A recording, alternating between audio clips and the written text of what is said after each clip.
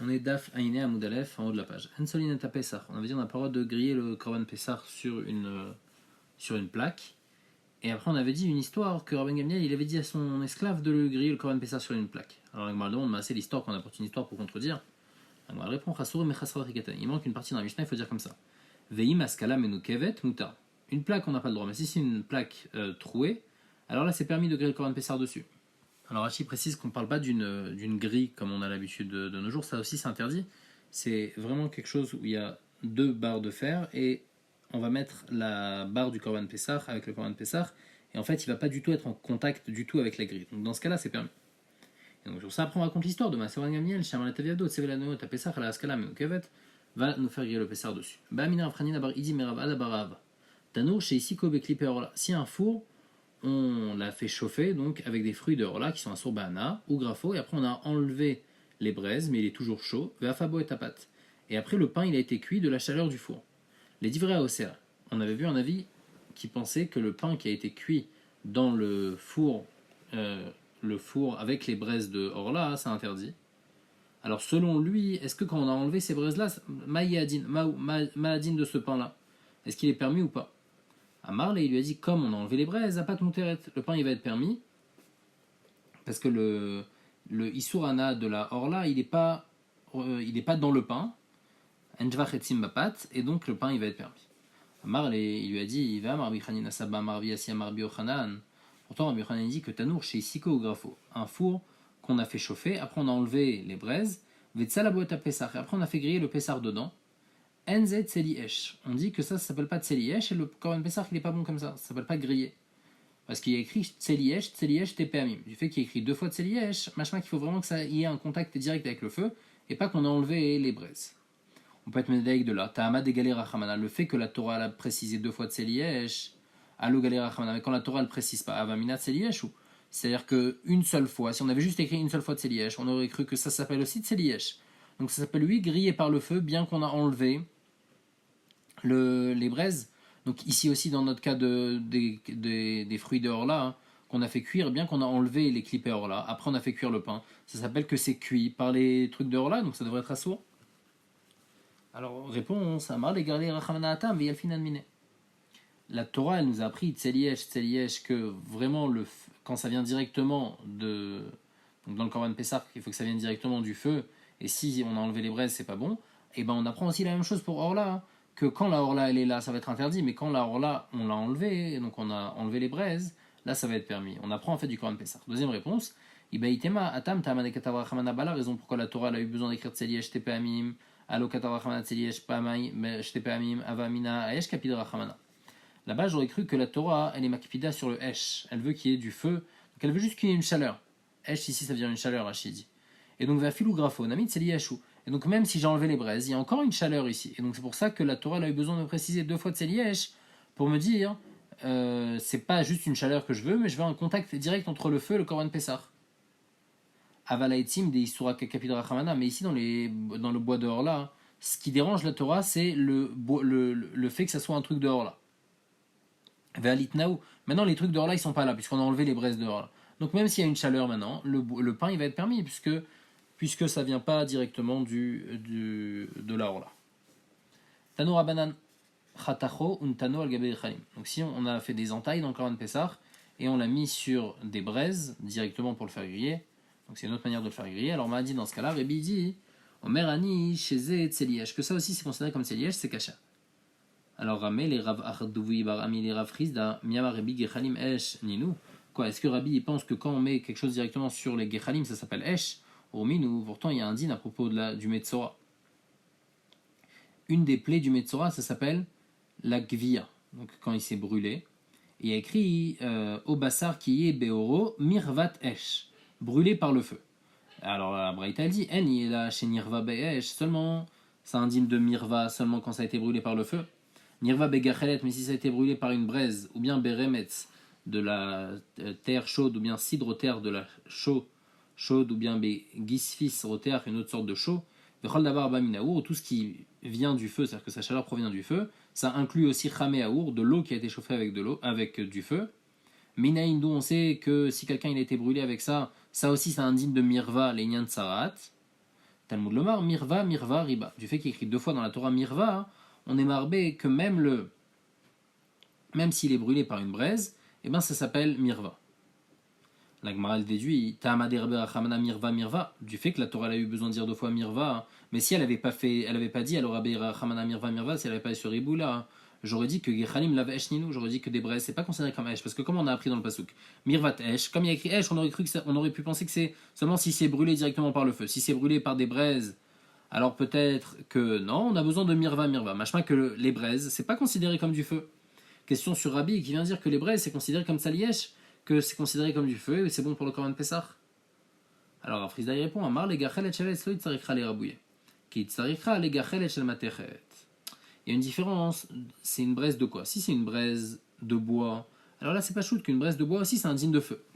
Tout ce que le pasouk il a besoin d'être marbé ici dans la tsarat, c'est si c'est une braise en métal, alors là c'est un digne différent, là on a besoin d'apprendre parce que ça c'est même Rabbi il est d'accord que c'est pas du feu. La différence entre gachelet shel etz et shel matechet, c'est que la gachelet shel etz, le feu il était à l'intérieur. Donc même si maintenant on voit plus le feu, mais le feu il est dans ce bois là, dans cette braise. Alors que quand c'est une gachelet shel matechet, elle a juste chauffé par le feu, donc c'est indirectement, c'est pas directement du feu. Donc c'est pour ça que Rabbi lui il parlait de gachelet shel etz, et dans gachelet shel etz, on peut faire griller le Korban Pessah dessus. Alors la Gemara demande vegechalim shel matechet lav esh, ou quoi, une braise de métal, c'est pas du feu. Véa, Gabé Bat Cohen, pourtant à propos de la fille de la Cohen qui a fait Znout, il y a écrit Baesh Tisaref. Donc il y a écrit que la Bat Cohen, elle a un digne spécial, il faut la brûler dans le feu. Et comment on la brûle? Là, on lui fait une sorte de pilule en plomb, très chaud, et on lui fait boire cette pilule-là, et c'est ça la srefa. C'est comme ça qu'on la brûle, la Bat Cohen. Et ça, c'est pour le pasuk de Baesh Tisaref. Donc on voit que même une Gachelet Shel Matechet, ça s'appelle Baesh, donc on voit que Gachelet Shel Matechet c'est Esh. La Gemara dit non, Shaneatam Namakra là-bas c'est différent parce qu'il y a écrit Baesh Tisaref, et donc le fait qu'il y ait écrit Tisaref après, c'est Marbé, les rabot, Kol Srefot Abot Minaesh. Le Baesh, c'est vrai que normalement une Gachelet Shel Matechet ça s'appelle pas Esh, mais comme j'ai écrit Tisaref, alors c'est Marbé tout. La Gemara demande quoi avec Kol Sheken Esh Atzma? Alors quoi, même du feu on peut utiliser, alors pourquoi on brûle, puisqu'il y a écrit Baesh Tisaref, on devrait pas la brûler comme ça la Bat Kohen, on devrait prendre des Chavilés Zmorot, Venikla. On n'a qu'à prendre des morceaux de bois, le mettre autour d'elle et l'allumer comme ça et la brûler. La Gemara elle dit non. Atia srefa srefa mi ben Aaron. On fait une zerachava srefa srefa des enfants de Aaron, donc Nadav et Avihu, que là-bas ils ont été brûlés. Et là-bas c'était quoi la srefa? C'est srefat neshama vegouf kayam. C'est juste leur neshama qui a brûlé, mais leur corps il était encore intact. Afkan ici aussi dans la Bat Kohen il faut faire comme ça srefat neshama vegouf kayam, donc il faut lui laisser son corps intact. Et donc c'est pour ça qu'il faut faire avec une pilule très chaude et donc la tuer comme ça sans lui brûler son corps. La Gemara dit, alors pourquoi tu prends cette petite-là? T'as qu'à faire une autre manière, David Lachameaou. T'as qu'à prendre de l'eau bouillante et lui faire boire cette eau-là, et comme ça elle va mourir. Pourquoi t'as besoin de ce plomb-là? La Gemara répond, Michou de Rav Nachman, c'est parce que Rav Nachman dit, Amak Ravav Taliracha Kamocha Brorlo Mitayafa. Même quand tu choisis la mort de quelqu'un qui a fauté, il faut lui choisir une belle mort, donc la mort la plus rapide, c'est avec le plomb et c'est pas avec de l'eau chaude. Alors la Gemara demande, maintenant qu'on a l'idée de Rav Nachman qu'on veut lui faire la mort la plus propre à la personne, donc à la Bat Kohen, on veut lui faire la mort la plus propre, et donc on a appris de là qu'il ne faut pas utiliser de l'eau chaude. Alors la Gemara demande, on pourrait aussi apprendre de là qu'il ne faut pas la brûler avec du bois, parce que si je la brûle avec du bois, c'est pas une belle mort. Vaut mieux choisir une plus belle mort, qui est la mort avec le plomb. Donc pourquoi on a besoin d'Akzerachava? Parce qu'on avait dit que d'où on apprend qu'il faut utiliser le plomb, d'une Xerachava des enfants de Aaron. Ambré, la Gemara répond, Ilav Xerachava avamina srefat neshama vegouf kayam lav srefai. Sans la Xerachava, j'aurais dit que ça s'appelle pas une srefa si le corps il est encore entier. Vei mishum de Rav Nachman, et si tu m'aurais dit le dîme de Rav Nachman, il faut que ça soit la plus belle mort possible. Malgré tout, dans la Torah, il y a écrit il faut que ça soit du feu, et on aurait cru qu'il faut vraiment brûler le corps. Alors qu'est-ce qu'on aurait fait pour lui choisir une belle mort? Il faut shler chavilezmorot tuva, on lui aurait mis beaucoup de bois, comme ça le bûcher est plus grand, comme ça va brûler plus rapidement. Qui écrit des tamout bagala, comme ça elle va mourir rapidement. Kamashmalan, on apprend de la Xerashava que non, que la srefa, c'est pas, il faut pas brûler le corps spécialement, il faut juste brûler la neshama et le gouf, il est kayam, et donc c'est pour ça qu'on préfère utiliser du plomb pour la brûler. La Gemara demande, ve'ela baesh la mali. Alors maintenant qu'on a répondu tout ça, donc pourquoi dans la Torah il y a écrit baesh? Baesh tisaref, écrit directement tisaref, il faudra la brûler, pourquoi baesh? Alors la Gemara répond, la fouke avoir meikaro, pour exclure le cas où le plomb on récupère directement du plomb, le plomb il est très chaud, mais il n'a pas été chauffé par le feu. Alors du plomb qui n'a pas été chauffé par le feu, lui, il ne faut pas l'utiliser pour la bat Kohen, parce qu'il y a écrit dans le pasuk Baesh, il faut du plomb spécialement qui soit chauffé par le feu pour brûler la bat Kohen. Alors Agmara dit, Amar les Rabbi Zera, Vechol Echad dirtiv Baesh Tisaref, Rabot Kol Srefot Abot Mechavat Eshu. On a dit que quand il y a écrit Baesh Tisaref, le Tisaref il vient être marbé, que c'est faut pas spécialement du feu, mais même quelque chose qui vient du feu. Ah, pourtant, à propos des parim anisrafim, c'est une sorte de korban qu'on doit brûler, il y a écrit là-bas Vesaraf Oto Aletzim Baesh. Donc il y a écrit Vesaraf Baesh, et il y a écrit Baesh Velo Besidroter, Velo Begisfisroter. Il faut utiliser obligatoirement du feu, pas autre chose. Marley Achi Ashta, il lui a dit une grande différence. Atam Tiv Baesh Vadar Tisaref. Ici, à propos de la bat Kohen, il y a d'abord écrit Baesh, et après il y a écrit Tisaref. Donc, puisque c'est écrit le Tisaref à la fin, donc Baesh, on aurait cru que c'est que du feu. Tisaref, ça va être marbé Kol Srefot Abot Mechamataesh. Acha, mais ici, à propos des parim anisrafim, il y a d'abord écrit Vesaraf Oto Aletzim Baesh, et ensuite, uniquement, il y a écrit Esh, ou le Basaf Esh. Il y a écrit donc d'abord Saraf, et ensuite Esh. Les mêmes des Esh in Midachinalo. C'est pour m'apprendre que c'est uniquement le feu et pas autre chose. Et donc, quand il y a écrit d'abord Baesh et après Tisaref, là c'est un ribouille. Quand il y a Vesaraf Baesh, là c'est que le feu uniquement. Donc, pareil, Manisrafim, c'est que le feu. L'Agmara dit à Tamnamik, Tivsrefa le Basaf, même dans la suite du passage, si tu continues, c'est vrai qu'il y a écrit Vesaraf Baesh, mais après tu continues le passage qui a écrit Al Shefer Adeshan Isaref, sur l'endroit des cendres, il faudra le brûler. Amré, la Gemara dit non, là-bas, ce Isaref, il vient être marbé autre chose. Ah oui, Isaref, Mbeyalik de Tanya, Isaref, Afalpi Shen Sham Deshen, Isaref, Afalpi She Itzi Taour Berubo. Il y a un digne d'être de brûler, donc les parim anisrafim, même s'il n'y a pas de cendre là-bas, donc c'était l'endroit où on sortait toutes les cendres du Misbéar, même s'il n'y a pas de cendre là-bas, et bien malgré tout, il faut brûler. Il n'y a pas un digne qu'il faut que ça soit spécialement sur l'endroit de la cendre, même s'il n'y a pas de cendre, c'est bon.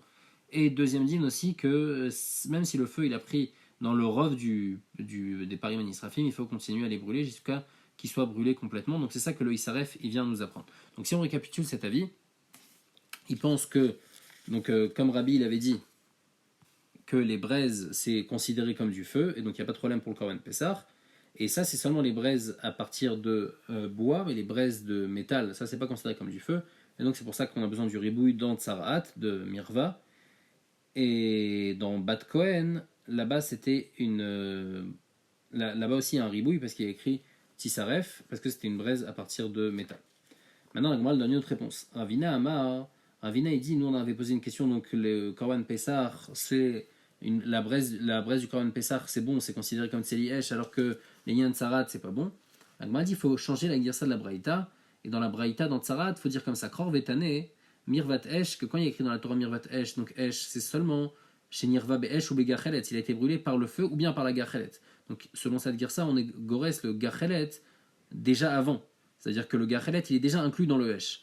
Donc selon cette girsa, il n'y aura pas du tout de question sur Rabbi. Rabbi il a dit que la Gachelet c'est considéré comme du feu. Inachinami, là il n'y a aucun problème. Dans cette braïta aussi, il y a écrit dans la Vamina, la Gachelet c'est considéré comme du feu. Juste après, on est marbé d'autres choses. On est marbé le Nirva Beremet, Besidrotear, Begisfisrotear, Vocholdavar Chamataour, la Touye.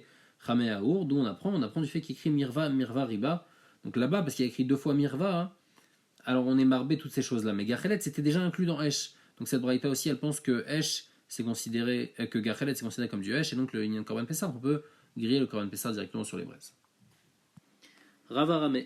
Rava, il objecte une stira. Miyama Rabbi Gechalim Mikre Esh. Donc on avait dit que les filles Rabbi, Gechalim s'appelait du Esh, et donc on peut griller le Korban Pessah dessus. Omi, donc pourtant, il y a écrit dans une braïta, à propos de la Ktoret que le Kohen Gadol il brûle à Yom Kippour dans le Kodesh HaKodashim, il écrit Velakach Melo Amarta, il va prendre une pelle Gachale Esh avec des braises de feu, mais à la misber.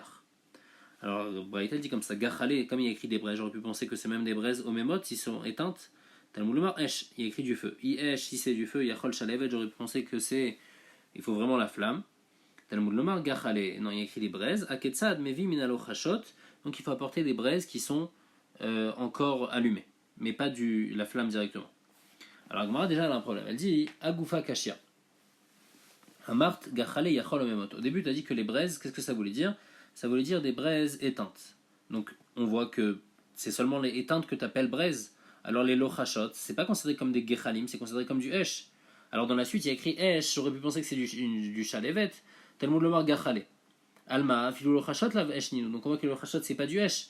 Alors il faut savoir, c'est ni du esh ni du. Les braises qui sont allumées, c'est considéré comme du esh ou c'est considéré comme des gachale? Amar Rav Shechet, il explique la braïta, il dit Achri Katane. Gachale, du fait qu'il écrit Gachale, j'aurais pu penser que c'est Ben Omemot, Ben Lochashot. Donc Gechalim, ça peut être ou bien des braises allumées ou bien des braises éteintes.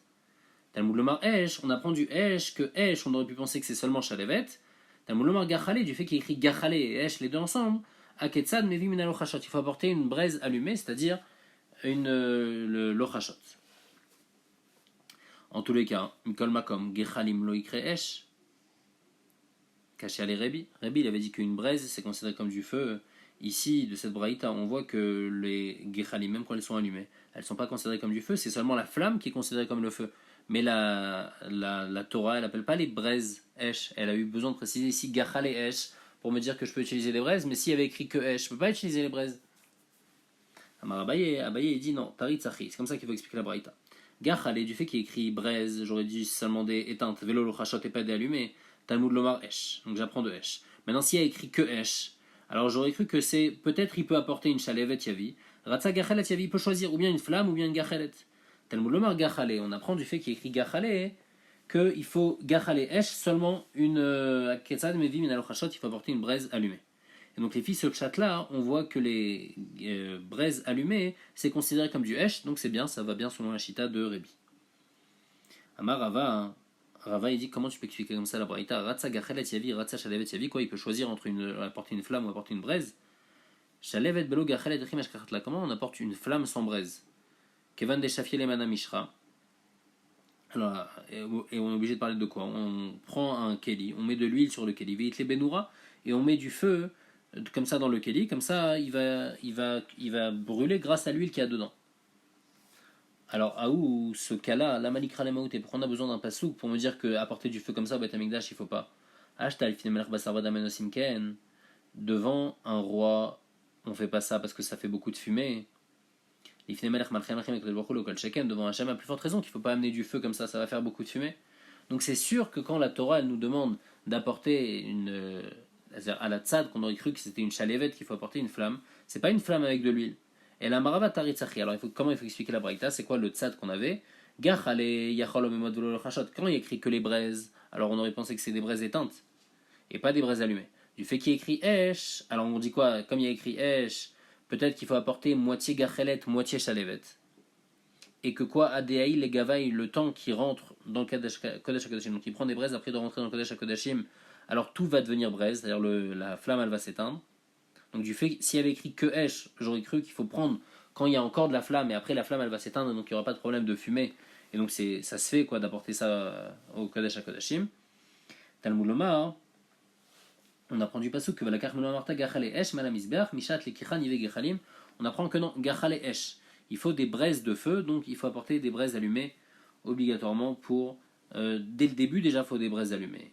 Donc ça c'est le pshat de Rava et les filles ce pshat aussi, il n'y a pas de problème avec la chita de Rabbi comme on a expliqué que Rabbi il pense que des braises allumées c'est considéré comme du feu. Ici aussi le feu, quand il y a écrit esh, on aurait pu croire que c'est des braises allumées, mais peut-être qu'on aurait pu croire aussi que c'est il faut prendre quand c'est encore allumé. Non, on a écrit gachale esh pour me préciser que il faut les prendre quand c'est en braise et pas quand c'est en feu.